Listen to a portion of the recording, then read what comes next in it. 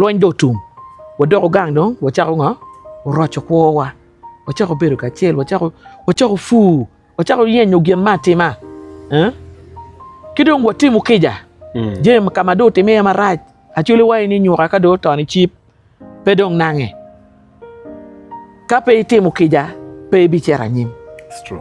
Umiro ke itim kija kay yeni jem maraj do teme waramo chira wana ya chuli kan kape no pikija paroba wana ku berikor fudi watie ma chuin wano putie ma kapar jem mutime kar melwen barapo ni reconciliation and forgiveness ubero madire chuin wa oweka kumbedi ada watibe naka word ke gamente kano pe ku merno kapeti mo kijana po aramo word kama yene Afoya matek itika neno Delight Multimedia YouTube channel. Of course tieke Grace Atim Oleyowiya tika tetwa his journey into music kidong jami maduong full kita berkanya kere kiti winyuni. Now Grace amete piano ngeni ma me music tie itwinyi full.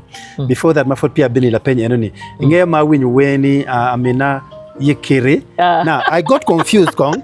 Nge wani ko neni lao mono kere berache. Gino berkanya nuya kong ola long until madang abeni waja ini actually ya. Kari chilingo joni amina yekiri chiladaho tikire chiladaho tiwaro beradaho ti gwoko chware. Now and my mother was a prison's wardress. Kuona madit pian tijmuti yudong mwaka madir loyo bedilao. That's why primary na kwani gulu public partly then partly daka kwano kwene ambala okay ma karo ke ambala ki game secredat ma ki game secredat mon do yelo wakan pian mama na futi lera ngoja daka dok prison lera so ngoyo lera prison lera ki Luo college teacher so Luo College was a center for displaced students, and that's where I sat my senior for. So, kuona madiro beri Luo, where ana logo leb Luo chala ana Luo kikume. Kati ya logo leb Luo pe ye. That's why a logo wa aware wa we ki leb Luo. Apo unki Lil Roy pe endo puwe Lil Roy endo puwe ki leb Luo bari leb Luo dog logo mabe when it try. Yes. So now la pen manotie because for the love me take kereki music. What are your plans? Bien always there is that legacy money metamoni karibe de biri maja atika retiring because ngeo karamotie maybe very big care may yet while we stay. Yes. You cannot move. What do you think of where kuneni an karabi aba atamuni due to music there is something is there like a foundation metamoni konyo. That is why ineno anatika luenno ni rubao me na kero a cherry parliament. Machel amerno beri ikin the members me pale memgu chung matek meneno ni copyright law ukati ma luwe kijo magitimo jemi ma is their own yes. Jemi ma megi yes.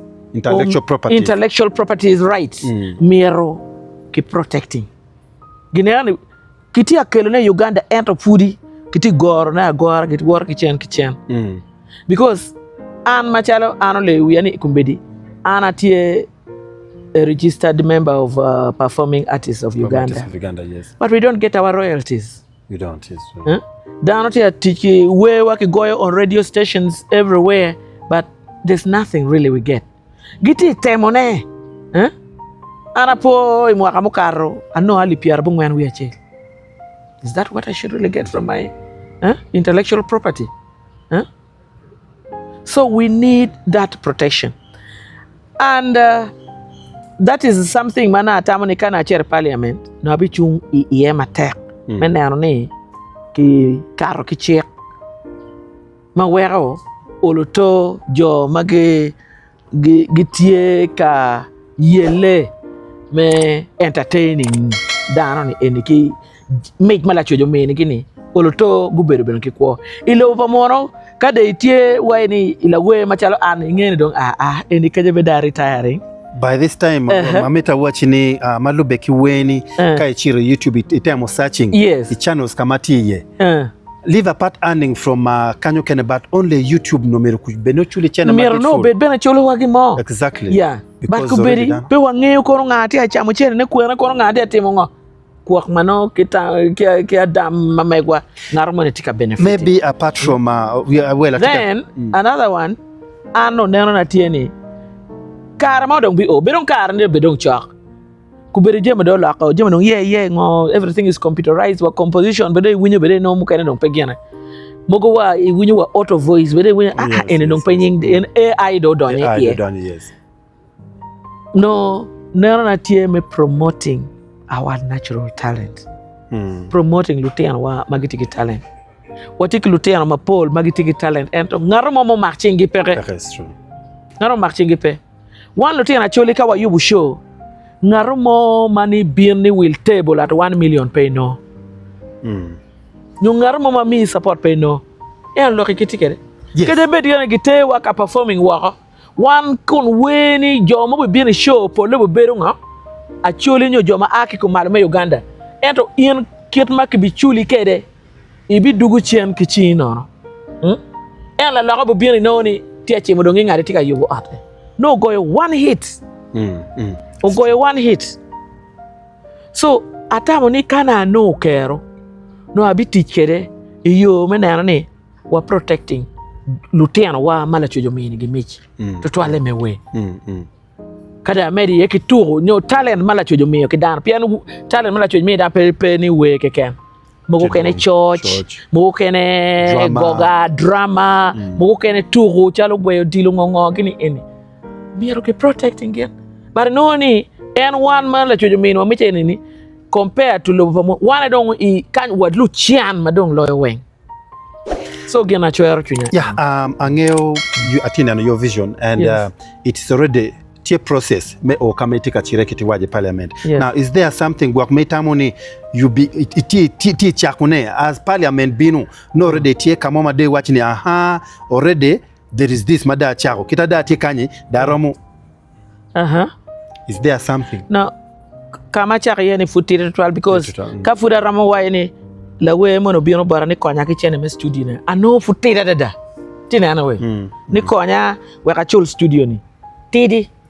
That's why watika chwalo duan board gamente and gamente bene kermo ye oberi meeting mo ki ye ne umira ki yope wa studio in Northern Uganda kan. Yes, I heard about it. Yes. So enoni duan wa machalo luwe.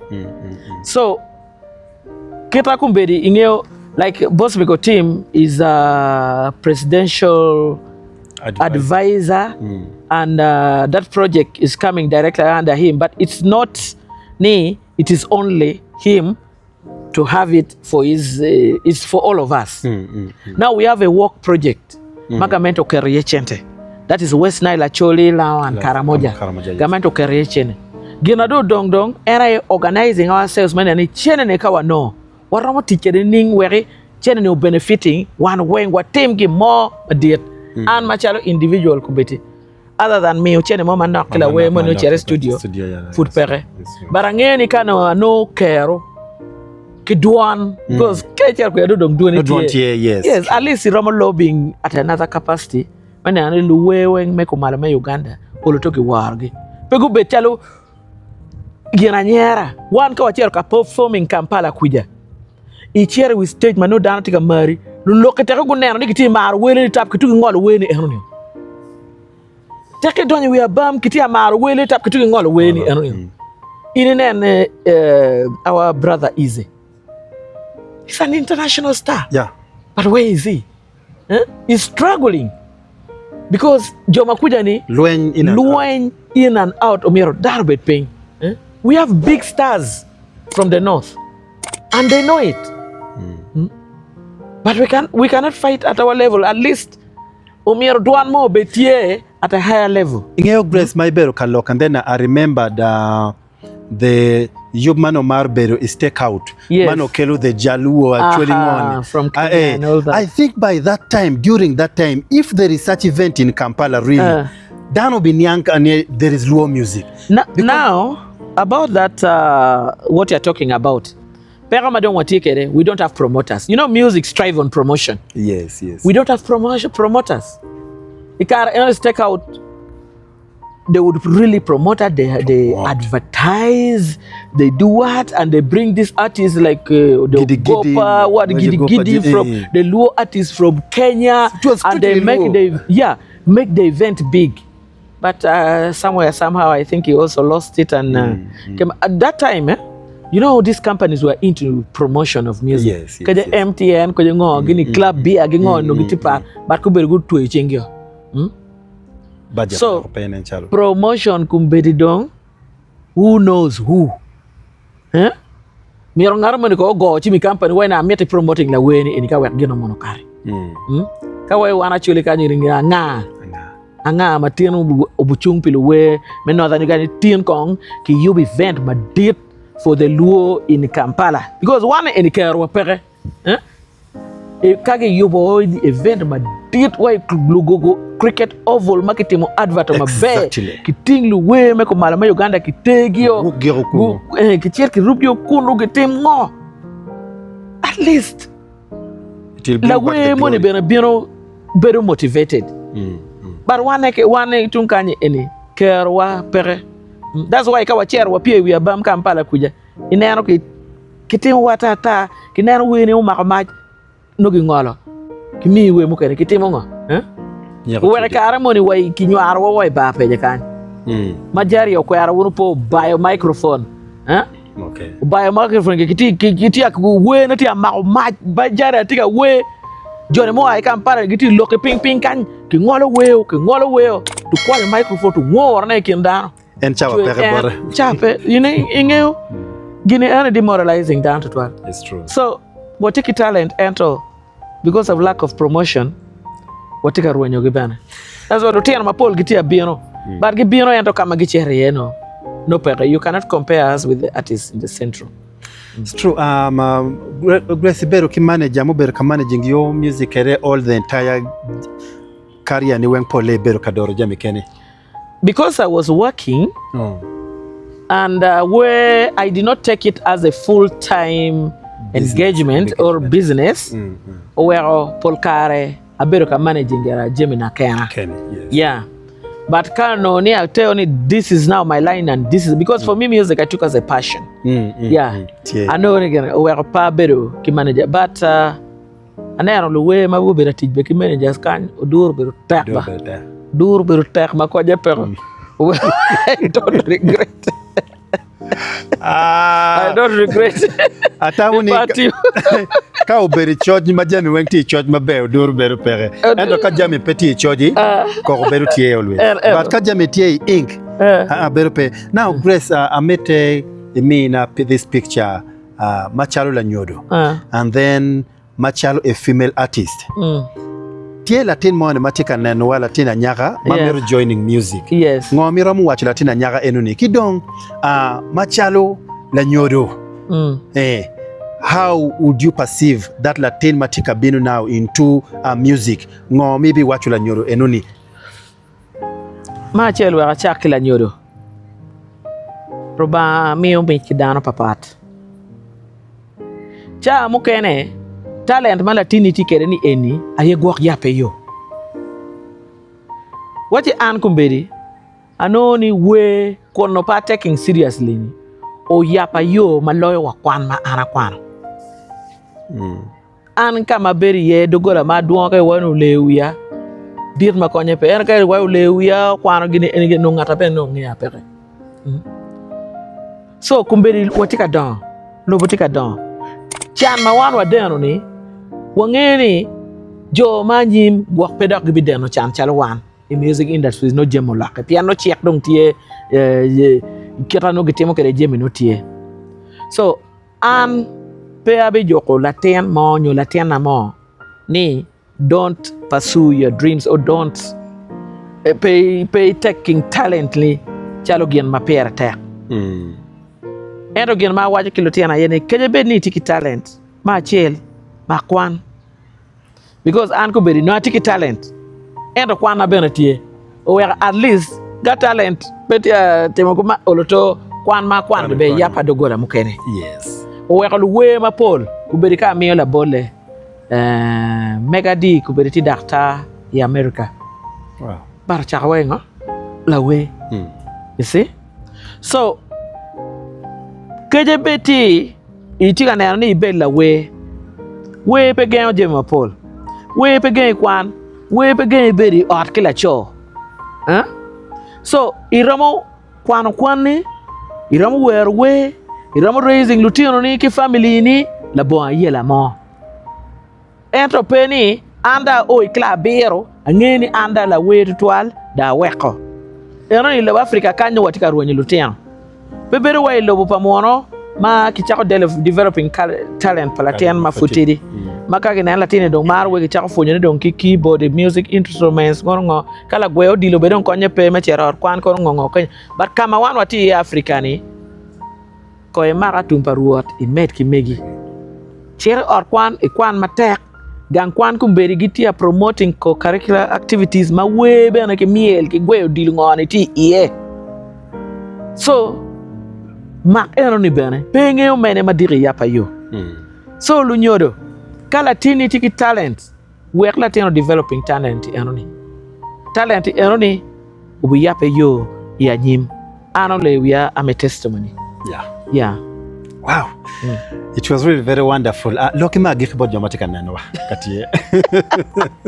Avera waje kedare ana la we ana la we pe mara me waje bod dan la we dano pol dan we la we mamo an ala we ya chuli urunge bana ke wa gang lien nyoku na bolo pala we pong loyo ara la we ento an pa kwano we ene mi mala chojo mia la we pe mara me karwo me wa ke dano ni I'm a musician la we pe mara so pegi cha lu we ka gende no ngaro moni obini we abam tika wero we pegi cha Gian mada lega yeni wan luwe umero oi wo lifestyle wa obedu lifestyle ma wa ware kede pegi nen wani luwe weng lu matjai luwe weng lu mero ko gere dano mar but there's a limit we giri weni dogai gwak lutini kai tiki business bo kene doriti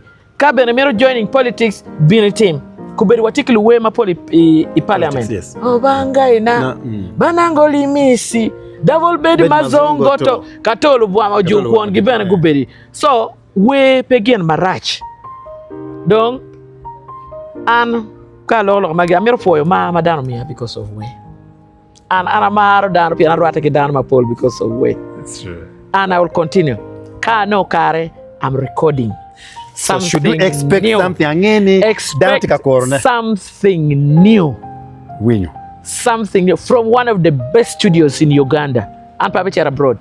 One of the best studios Uganda, and I've always produced the best sound. I will produce something of quality. Ubuponyo dano tiwa bere mabe. Wow.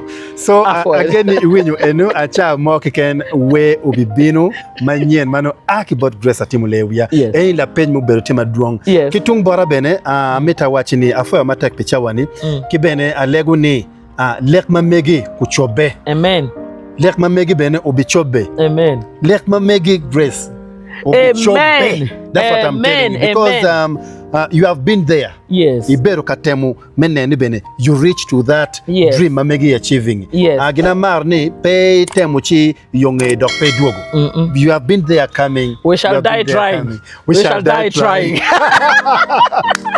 Amen. Yes, Ibero kadena delight my media YouTube channel. Ki TikTok of course Ibero kiwele na Grace Atim Oleyowiya. Konkamano chirati subscribing awe pekeng yumano wakeli maduong ka webe no katima nyen amatieni ibi berikeru me winyine actually I will announce it. I want to have that privilege to announce ni there's already this album madu katima akibot Grace Atim Oleyowiya and kamiromo nongene ene yes